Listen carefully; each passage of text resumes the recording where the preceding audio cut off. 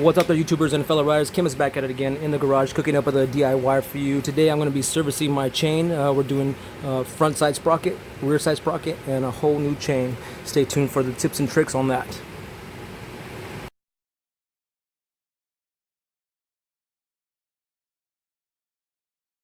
Alright, the YouTubers and fellow riders, Kim is back at it again in the garage. I currently have an issue going on with my bike. I was riding home day before yesterday, and all of a sudden I started hearing this loud knocking sound coming from my chain area, and I couldn't really tell if it was either going to be the chain, the front sprocket, or the back sprocket, but something felt off. And not only that, it was extremely loud. When I say loud, I mean I had people looking at me, and as I was passing them by, saying like, "Can't you hear that?" And yes, I could hear that, and I was just kind of in a limp home mode as I was riding. But I kind of want to show you this right now, and so you can see for yourself what I was experiencing. So we're taking a look at the back tire here. I'm going to spin it so you can actually see what's going on here.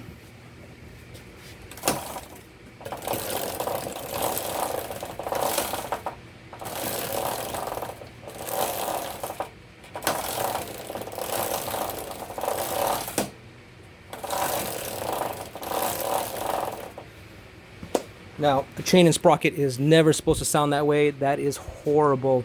And after dismantling it, getting this whole side off, I inspected the chain. The chain looks to be good. Yes, it does have a few rust spots on it, but and really I should be servicing my chain a whole lot better than I actually do. But due to time constraints and other things going on in my life, I tend to neglect these things, and I'm sure you guys have the same situation going on in your life. But after dismantling the whole bike, I came into a rare issue. I'd never seen this happen. I've had the bike forever. I put this chain on myself, and I put the sprockets on myself, and I've ridden it for over, I want to say, a good 2-3 years. So I got over here to the front side sprocket, and I cleaned it up a little bit for you guys so you can see what's going on. But after inspecting it, looking at the teeth, making sure nothing's cracked, nothing's broken, and everything seems to be aligned. But when I went to go ahead and do this, check that out. Totally loose. So what's happening is, as the chain spins, it's making this front side sprocket wiggle back and forth, and that is causing a binding in the chain and giving me that popping sound. You definitely can feel this. If I had to explain it, it does feel like a knock on your foot pedal, and as it gets louder and louder, as this gets looser and looser, it's more pronounced. So if you're ever experiencing that type of issue where you feel something is wrong, always make sure to check it. Now, I've felt this for a while already, and I kind of knew it. It is kind of time for a chain, and sprocket change. I've had this on here for a good while already, and I put a lot of miles on my bike during the week. I ride about maybe 300 miles a week, and so you can pretty much say it's time for a new chain. And I went ahead and bought myself a new chain and sprocket set because I thought initially this was going to be the issue, since the chain was pretty rusted, and I tend to let it get rusted quite often to the point where you can actually feel the chain kink as you ride, and then that's really bad. And I know I'm the only rider that does this, but I do have some family members and friends that let their chains go to the point where there's no lube on the chain, and you can definitely feel when there's no lube on the chain.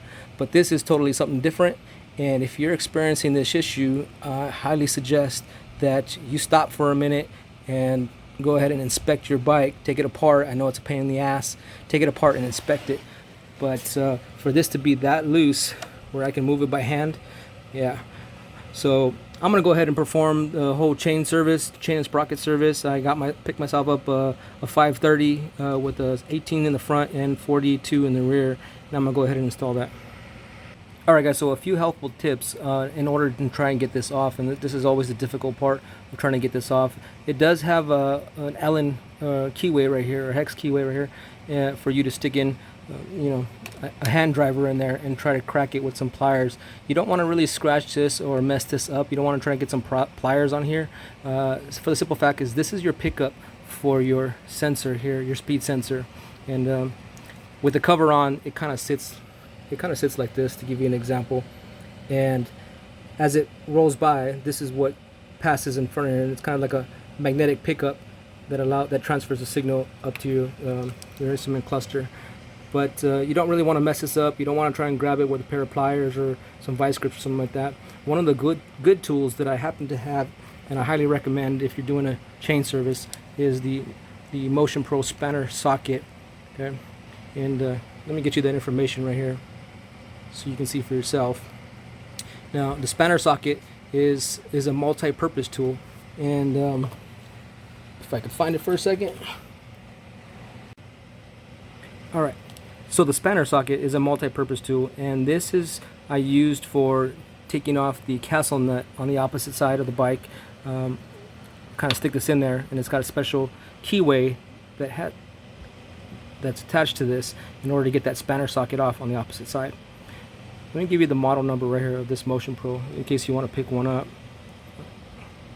It is 08-0568. Sorry, I can't get a good view of that number for you, but that's what it is. So getting back to this removes the castle nut when you're trying to remove the bolts from the frame on the opposite side. Not only that, it does have an additional side on it that's very helpful in this scenario, and a lot of people don't know that you can actually use it in this situation to remove your sprockets. So do yourself a favor, pick one of these up. It makes the job a whole lot easier. And all I'm going to simply do is put in my extension into there like that, and now I have a way to ratchet it off.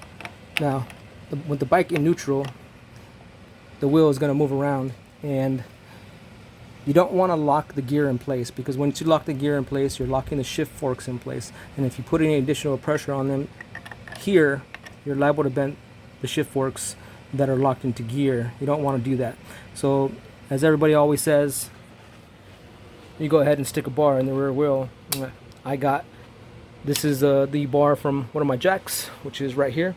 Just went ahead and took off that, stuck it in there, I wrapped it around with some cloth there, and we're going to use that to hold the tire in place while I break this nut. And the fact that I'm able to use a ratchet here is going to make this job a whole hell of a lot easier.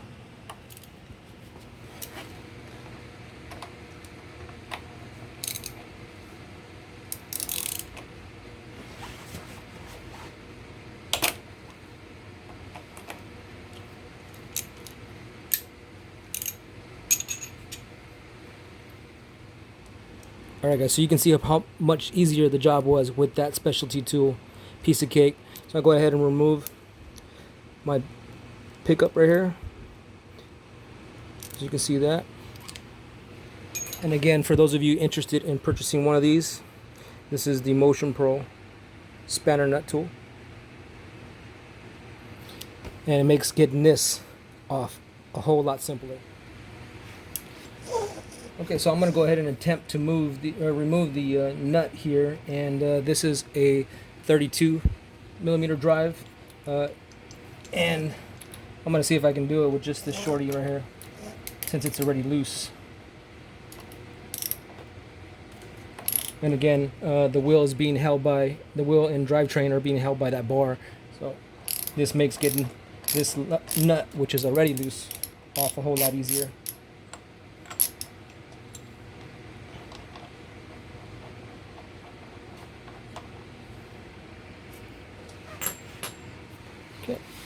So taking a look in the inside here, the teeth on the part that actually grabs the threading looks pretty good. So I can't really tell you why this came loose after so many years of having this on. I mean, I changed the motor back, about a year, maybe 2 years ago, and I put this on, but for now, for the life of me, I can't figure out why it would suddenly come loose. Maybe the chain does have a kink and it was putting some extra pull on the front side sprocket. Nonetheless, like I said, I'm going to go ahead and change everything out. Now that I got that off, I can go ahead and move to the rear, and this is going to make removing this a whole lot easier. Okay, so once you get everything all cleaned up, and you're going to want to spray this down so you can actually check the threading on here. In my situation, like I said, the bolt was loose and I don't know why, it just suddenly broke free. But you're going to want to make sure you check all the threading on here, make sure it's in good condition. And because that piece on the bolt actually rides on here, so let me go ahead and grab that for you. So if you can see these little teeth right here, it actually rides on the thread to keep it in place. So you're going to want to make sure you inspect the threading, make sure it's all good and nothing's missing or a chunk is missing. That may be an issue why this sprocket came loose, but I don't have that issue going on at the moment. One quick note, if you are replacing this with a stock gearing, you may notice a dimple here, and this dimple lets you know that this side needs to face outward. And if you have it in reversed, that's not going to work. You're going to want it in this way. When it comes to replacing it with aftermarket stuff and not OEM stuff, you can see this one doesn't have that dimple, and I'm pretty sure it's going to go in like this, but I will need to confirm that before I actually put that in there. So keynote, if you're replacing it and you happen to see this dimple here, always make sure that this dimple is outward as you see it here. Right? Looking at the sprocket, I mean, the teeth look pretty good. There's no extreme wear, and this sprocket can probably still be used. It came with the bike and or the engine, I should say. So I kind of left it on, and it looked good at the time. And like I said, it probably still is good. But we're going to go ahead and change it nonetheless, since I had the issue of the chain tightening and kinking it up, and I don't know how badly damaged the outside of the teeth are, so we're just going to go ahead and swap that out. Now FYI, this is not going to be a complete guide on how to do a chain and sprocket swap. You know, you can find those on YouTube all day long, so I'm just going to show you the keynotes and how to make your job easier when performing this service. Okay, so now that we got the front sprocket all free and ready for removal, we can go ahead and move to the rear. I mean, at this point, if you want to, you can take out your bar and let your wheel spin freely. Put the gear in neutral, make sure it's always in neutral. We're going to take a look at the master link here, and this is the master link. Now, as you can see, the mushroom head is, or the rivet is pretty much good on the mushroom head. Now, they do have chain breakers, and I've used chain breakers in the past, and that's the way I've always done it. But after speaking with some of the techs over at RPE Motorsports, they're like, man, you're just wasting your time with a chain breaker. You can just go ahead and grind that head off. And so I'm gonna actually try that method today and see if I can just grind it off with the angle grinder. If you don't have an angle grinder, then by all means go ahead and purchase yourself a chain breaker. And let me go ahead and show you mine. All right, so here are my two chain breakers that I have. This is a chain breaker and a riveter, and this is just a chain breaker. Now, this is a great little tool to have. It didn't cost me much. I bought this at Cycle Parts in Los Angeles, California, and it does a job. I mean, it makes breaking that chain. You just stick the head of the mushroom up to right here, and you just crank down here until it actually pops it through. Does the job easy. Does take a while to do. Okay. And here's the box for that, so you can see for yourself. And that is also by Motion Pros. Okay. Now, I do have another one, and when we're looking at this one right here, I picked this one up at RPE way back in the days when I did my first chain. And another good tool to have. It's got a large handle on here. It's much larger than the Motion Pro, as you can see. And it comes with different types of heads. Here is your mushroom head. This is what's going to put that rivet back into the condition you just saw right now. So this gives you the mushroom tip, and this breaks the chain. This is the chain breaker portion of it. Let me show you the packaging right here. Alright, and you can see what type of chains it's good for. Your cut pin is for 520s, 525, and 530s. It also comes with 420s and 428s. Not that we need that. The one that you're going to need is the 520s, which is what you're going to be working here. my chain today that I'm going to be putting on is a 530. So if I were removing that, this is what I would need right here to break that mushroom head. Here's the rivet pin, as you can see. So it's a 3-in-1. I forget what the price I paid for it, but it's a pretty good tool. Only problem is if you're not careful, as you can see here, you can bend these very easily, as I did here. And this is the 520 that I'm going to need, or the 530 that I'm going to need if I were to remove my chain today. It's bent and it's no good. So when I went to RPE and I asked him, hey, do you have any replacements? He's like, you have an older model and they don't make that model anymore. I'm like, great. So what am I gonna do now? So he made reference to, he's like, we don't ever use chain breakers in that fashion anymore. He's like, that's old school. He's like, if you want to do it quick and dirty, fast, just use an angle grinder with a tip and sand those bad boys off until there's no longer a mushroom head. Get a screwdriver and pop off the plate, and that's it. Alright guys, so as you can see, I currently have the bar still in place holding the rear wheel, and I'm going to attempt to go ahead and angle grind these mushroom heads off the master link and see how that works for me. There we go.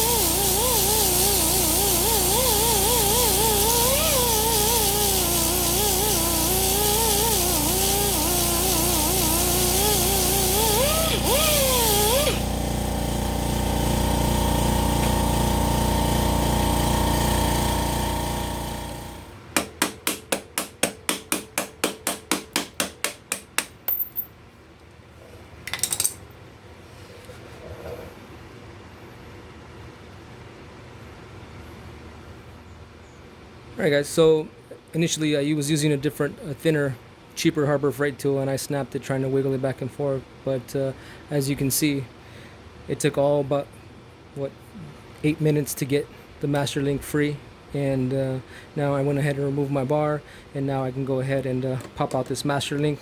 I'm just going to simply tap on it here and pop it out, and your chain comes free.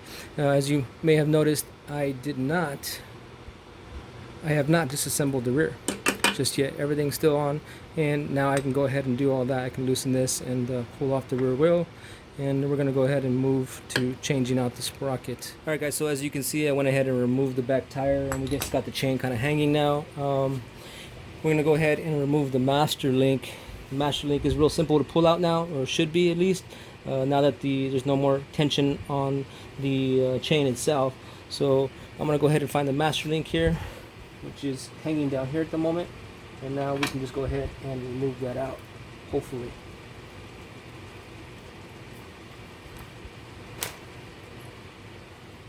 And that's it. Now that we have the chain gone, we can just go ahead and simply pull this out.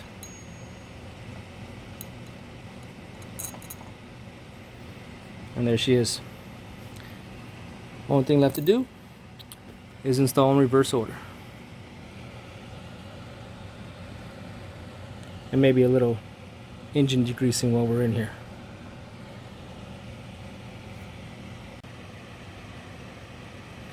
Alright guys, so I got the sprocket on. This is a JT front sprocket. It's an 18 tooth. The typical OEM sprocket size is got about 17 teeth on it. Yeah, 17 teeth. And the reason why I'm changing it out is because I do a lot more freeway miles than I need horsepower. So I technically don't need that jump from the start, type of race thing. What I need is longevity, and I don't really want to be maintenance my chain every so often, since I do put a lot of miles on my bike during the week. So I'm going with a JT front sprocket and a JT rear sprocket. This is an 18 in the front and a 43 43 or 42 in the rear, and you can usually see that right there. Yeah, so it's a 42 in the rear.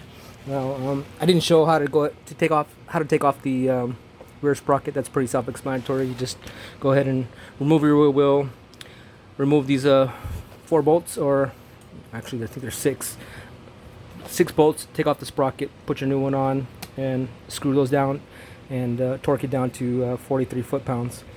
But like I said, I'm going with a different setup. This is new for me. Normally I do a 17 in the front and a 43 in the rear, and that's for, you know, if I want to mess around on the streets. That's going to be your typical setup. If you want even more, then, you know, larger rear size, smaller teeth in the front. So we're going to go ahead and take a look at the chain, and I am using, let me grab this for you. Alright. So taking a look at the chain, the comparison. This is what I'm using. I'm using a JT chain, and this is an X-drive chain versus the O-ring type chain. So as you can see that right there. And this is a more heavier duty chain. This is a 530 as opposed to the 525 that the Suzuki comes with. And normally what you typically do when you switch out your chains, you're going to go for a 525 in the rear. I'm sorry, 525 as opposed to my 530. Like I said, I'm looking for longevity. I'm looking for lower RPMs on the freeway, and just an overall kind of cruising style status. I don't need the RPMs revving up so high on the freeway, because I'm just basically riding a straight line. So let's go ahead and take a look at that chain. So in comparison, this is the 525 chain and this is the 530 chain. Now you can tell as I slide them together how much more beefier the links are as opposed to the 525, and that is a difference. This is a thicker tensile strength, for lack of a better word. These are typically what you would put on something like a 1000. Since I have a 750, it's a lot more beefier. It's going to last a lot longer, and it's not going to stretch as easy. So it means less maintenance is what it means. So if you're looking to do a setup on your own bike, and either you want performance or longevity, it's a pretty complex thing, and I highly recommend that you talk to somebody or a shop or something. And RPE was pretty great at explaining the whole gear ratio thing, and they basically build you a kit how you want to ride. So if you want performance, they'll build you a performance kit, giving you a sprocket, giving you a front side sprocket and a rear side sprocket to give you whatever it is you're looking for. And the chain is just an added benefit.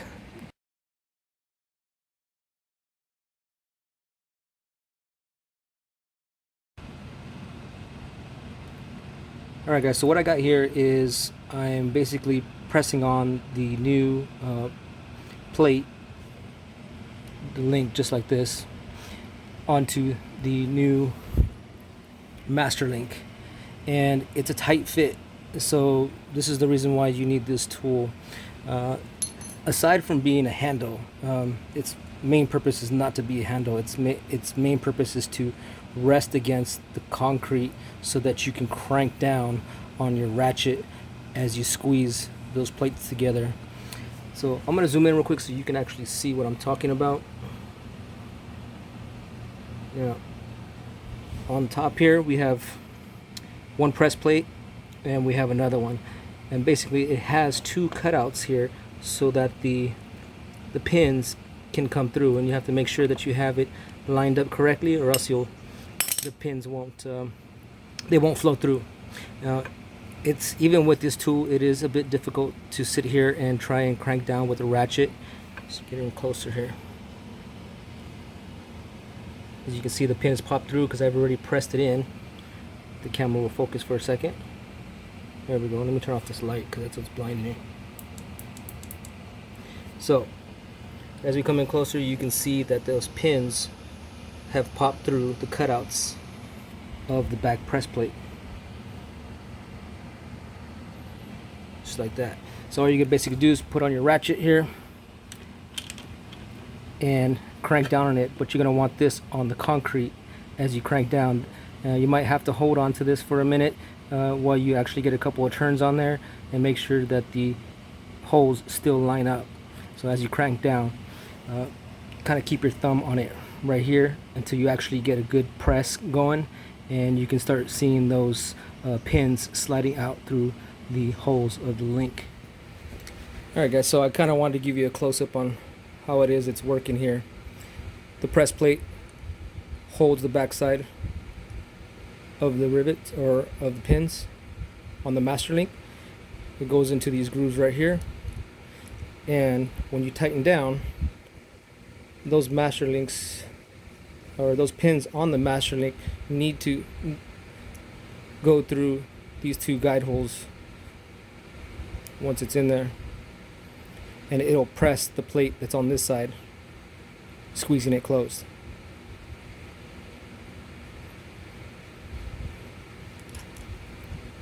And that's how your chain brake and riveter work. Next step, putting the mushroom head on. Okay guys, so we got the master link in. It's sitting there chilling on the bike now. It's time to set up our tool for the riveting portion of it, and we're going to create a mushroom head, and that's what they call it, a mushroom head on the master link, closing that link up. So what we're going to do is I'm going to go ahead and set up our DRC tool here, and this is pretty simple. We're just going to simply remove the press plate from the DRC tool, and it just basically slides out like so, and we're going to put in our riveting tool just like that, and it's that simple. We're going to push this up against one of the pins on the master link, and we're going to close it, and we're going to apply a little pressure to it, flanging out the pin on the master link, well, flanging out both of them actually, but that's how you set up your tool. Alright guys, so excuse the fan that's in the background noise, but I went ahead and set up our riveting tool now, and as you can see, we got the riveting head pressed up against the master link and on one of the pins, and all we're going to simply do is crank on it until it flares out and it resembles something like this one. Okay, you don't have to get too crazy with it. You're just going to go ahead and slightly flare it out. Remember, this thing is already pressed on, and it holds on pretty well, so we just need something so that it doesn't technically slide off if it were to. Okay.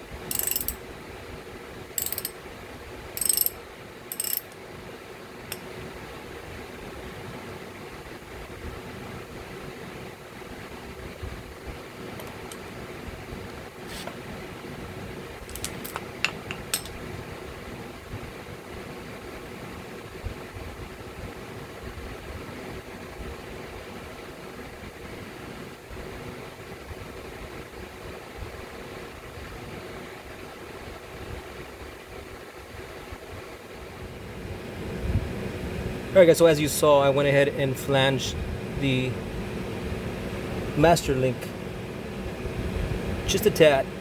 It doesn't have to be much. All we're doing is we just want it to flange out a little bit so this plate doesn't slide forward. As you can see from this one, it is slightly larger than what we had in the beginning. and that's all we really need.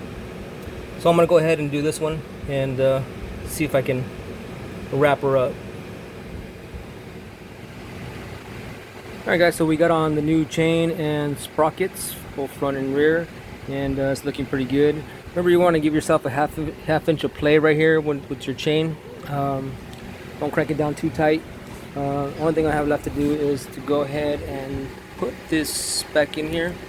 This is pretty self-explanatory. Screw it in. You're going to want to add some Loctite to this and make sure it doesn't back out on you.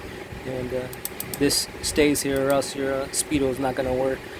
When cranking down on this, the foot-pounds for this bolt is 83 foot-pounds that you want to put on here. So make sure you use your torque wrench and put that on. But at any rate, guys, this is my attempt to make a helpful video on how to get you through the procedures of doing your own chain servicing. It's not much to it, very time consuming, probably about 3-4 hours you're looking at to perform this job, but you know, hopefully I provided you with some knowledge and some of the tools you need to go ahead and do this on your own. Like I said, this wasn't going to be a full how to do your chain and sprockets videos. There are a ton of those on the internet, on YouTube. You can go ahead and find that just by searching it. And but that's going to be it for me. I'm going to go ahead and get this bolt in here and button her all up. As always, guys, I'm the chemist. Don't forget to like, subscribe, and share. I'm always putting up videos, how-tos, very helpful tips here and there. So if you're a new subscriber, don't forget to keep watching. As always, I'll see you next problem.